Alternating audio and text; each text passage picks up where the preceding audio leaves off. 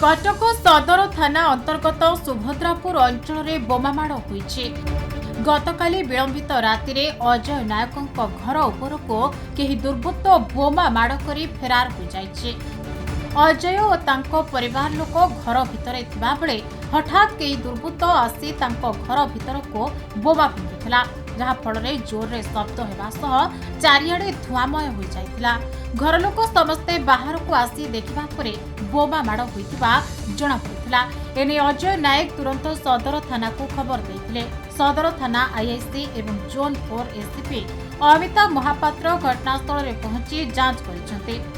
तेबे एथिरे कहार कोनोसी क्षति होई नथिबा कहिसेंती अजय नायक। अच्छा, कौन हेतला घटना? घटना हम तो कुछ जानिनु, किंतु गेट दे सारा पर ताला पकई भीतर गला परे से तापरे मु घर भीतर जस्ट बसिची खट उपरे देखला बेलू आवाज आला। आवाज आला मु खोली की देखला बेलू धुआमय। अच्छा, एतिकी आ मु बाहर को देखला बेलू केही नाहांती।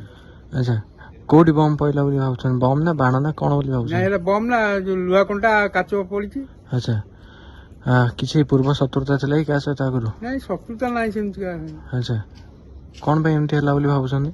मु तो जानि पारु नै किंतु अच्छा, कोन कार यदि थिबो का कोन कोई कोन करथबे। कटकरू आरित कुमार महापात्र रिपोर्ट, खबर ओडिशा।